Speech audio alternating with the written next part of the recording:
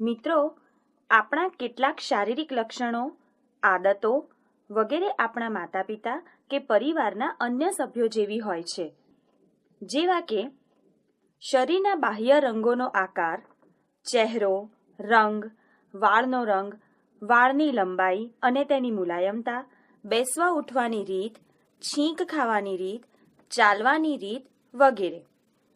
આપણી આંખોનો રંગ, ગાલમાં પડતા ખંજન, શરીરની ઊંચાઈ, પહોળું કે તીક્ષ્ણ નાક, અવાજ વગેરે લક્ષણો માતા કે પિતા તરફથી મળતા હોય છે, જે આપણા માતા-પિતા કે અન્ય સગા સંબંધી જેવા જ હોય છે.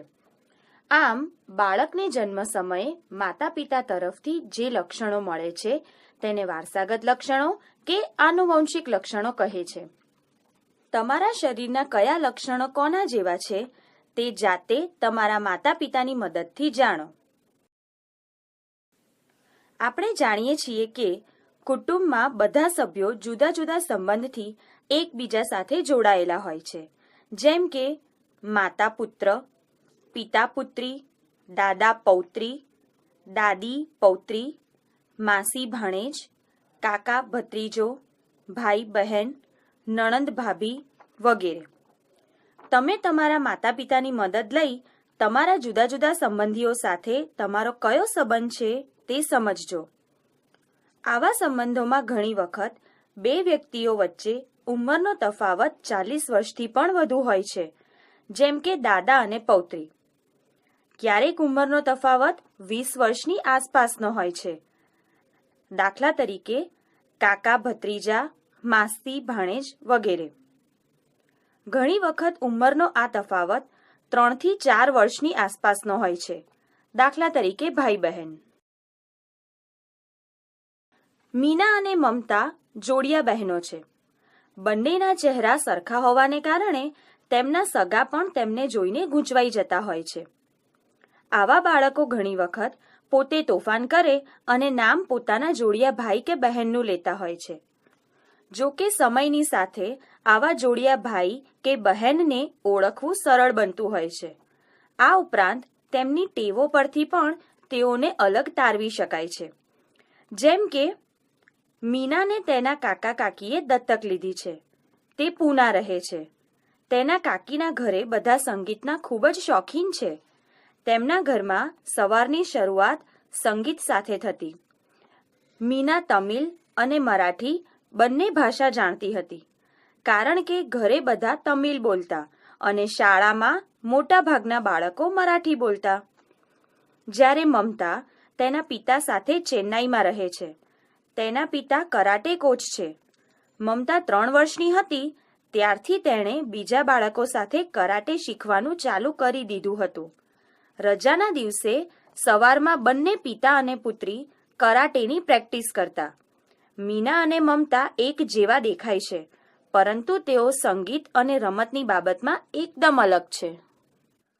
આમ આપણને જન્મ સમયે અમુક લક્ષણો આપણા માતા પિતા તરફથી મળે છે અને અમુક વસ્તુઓ જેવી કે ભાષા, સંગીત, વાંચન, ગૂંથણ કે રમત વગેરે આપણી આસપાસની પરિસ્થિતિઓમાંથી મળે છે. જેમ કે મીના સંગીત જાણતી હતી અને તમિલ તથા મરાઠી એમ 2 ભાષા બોલતી હતી, જ્યારે મમતા કરાટે જાણતી હતી અને માત્ર તમિલ ભાષા બોલતા શીખી. આમ આપણામાં જન્મથી મળેલા લક્ષણો ઉપરાંત આપણી આસપાસની પરિસ્થિતિઓને લીધે આપણામાં અમુક ટેવો કે લક્ષણો જોવા મળે છે. ઘણી વખત કોઈ વ્યક્તિ આપણને નવાઈ પમાડે તેવી ક્રિયાઓ કરી શકતી હોય છે, જેમ કે દાંતને સ્પર્શ કર્યા વગર જીભને મોંમાં અંદરની તરફ વાળવી, બાજુઓ તરફથી જીભ ઊંચી કરીને વાળવી, અંગૂઠાને કાંડા સાથે અડાડવું, કાનને અડક્યા વગર હલાવવા વગેરે. આ લક્ષણો કે ક્રિયાઓ પરિવારના કોઈ સભ્યમાં હોય તો તે બાળકમાં આવે છે. જેમ માતા પિતા તરફથી બાળકને ચોક્કસ લક્ષણો મળે છે, તે જ રીતે ક્યારેક માતા પિતા તરફથી બાળકને જે તે રોગ પણ વારસામાં મળે છે. દાખલા તરીકે ડાયાબિટીસ. જો કે જરૂરી નથી કે જેના માતા કે પિતાને ડાયાબિટીસ હોય તેના બાળકને પણ ડાયાબિટીસ હોય જ. વળી દરેક રોગ વારસામાં આવતો નથી, જેમ કે પોલિયો.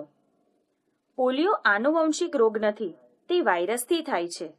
તે જ રીતે રક્તપિત્ત પણ બેક્ટેરિયાથી થતો રોગ છે, આનુવંશિક રોગ નથી. એટલે કે કોઈ માતા કે પિતાને પોલિયો હોય તો તેના બાળકને પોલિયો થાય જ એવું શક્ય નથી. કેટલાક આંખના રોગો, સોરાયસિસ જેવા ચર્મરોગ, હોમોફોલિયા, ડાયાબિટીસ, આલ્ફા બીટા થેલેસેમિયા, વાઈ, અલ્પબુદ્ધિ, મંદબુદ્ધિ, બહેરાપણું, બોબડાપણું વગેરે જેવા રોગ આનુવંશિક છે, જે પરિવારના સભ્યો દ્વારા બાળકને વારસામાં મળે છે. ઈસવીસન 1822માં ઓસ્ટ્રિયાના ગરીબ ખેડૂત પરિવારમાં ગ્રેગર મેન્ડેલનો જન્મ થયો હતો.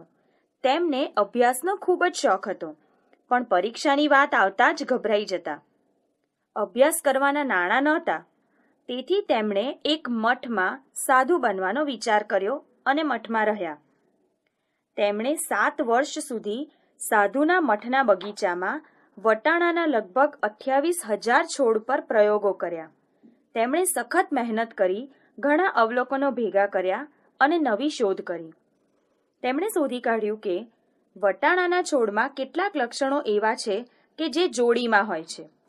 જેમ કે જે છોડના બીજ ખરબચડા કે લીસા હોય, કોઈ પીળા કે લીલા હોય, કોઈ છોડ ઊંચો કે નીચો હોય વગેરે. તેમણે પ્રયોગો કરીને પોતાના તારણો જણાવ્યા. જેમ કે બીજ ખરબચડા કે લીસા હોય, તે છોડની આવનારી પેઢીના છોડના બીજ પણ ખરબચડા કે લીસા હશે. કોઈ બીજ થોડા ખરબચડા કે થોડા લીસા એવા મિશ્રિત નહીં હોય. આ જ પ્રમાણે છોડના બીજ લીલા કે પીળા હોય, તે છોડની આવનારી પેઢીના બીજ પણ લીલા કે પીળા જ આવે. બીજની નવી પેઢીમાં લીલા કે પીળા રંગનું મિશ્રણ નહીં હોય. મેન્ડેલે દર્શાવ્યું કે આવનારી પેઢીના વટાણાના છોડમાં પીળા બીજવાળા છોડ વધુ હશે, તેમજ આવનારી પેઢીના વટાણાના છોડ લીસા બીજ ધરાવતા હશે. આપણી આસપાસ કેટલાક લોકો એવા જોવા મળે છે જે ઊંચા અવાજે વાતો કરતા હોય છે. આવા લોકોમાં કેટલાકને ટેવ હોય છે, જ્યારે કેટલાક પોતાને ઓછું સંભળાતું હોવાથી બીજાને પણ એમ હશે તેમ સમજી મોટેથી બોલતા હોય છે. આપણે આપણા વડીલો સામે ધીમા અવાજે વાત કરીએ છીએ, કારણ કે આપણે તેમને માન આપીએ છીએ. પણ જ્યારે આ વડીલોને કાનમાં બહેરાશ હોય, ત્યારે આપણે મોટા અવાજે તેમની સાથે બોલીએ છીએ, જેથી તેમને સ્પષ્ટ સંભળાય. આથી જ કેટલાક લોકો કાનમાં સાંભળવાનું યંત્ર પહેરે છે. જેમની આંખો નબળી થઈ ગઈ હોય, તેઓ મદદ માટે લાકડી કે ચશ્માનો ઉપયોગ કરે છે. બહેરાપણું, આંખોની જોવાની શક્તિ નબળી હોવી જેવી બીમારી જન્મથી પણ હોઈ શકે છે કે પરિસ્થિતિજન્ય કે ઉંમરને કારણે પણ હોય છે. આમ થોડા લક્ષણો કે ટેવો આપણને પરિવાર તરફથી મળે છે. થોડી વસ્તુઓ અને આવડત આપણે આસપાસની પરિસ્થિતિઓમાંથી શીખીએ છીએ. સમય સાથે આપણી આવડત કોઈ બીમારી અથવા વધતી ઉંમરને કારણે પણ બદલાય છે. ભારતમાંથી પોલિયો દૂર થાય તે માટે સરકાર દ્વારા વર્ષમાં 2 વખત પલ્સ પોલિયો અભિયાન ચલાવવામાં આવે છે. આ અંતર્ગત 5 વર્ષ સુધીના દરેક બાળકને પોલિયોની દવાના 2 ટીપા પીવડાવવામાં આવે છે, જેથી ભવિષ્યમાં તે બાળકને પોલિયો ન થાય.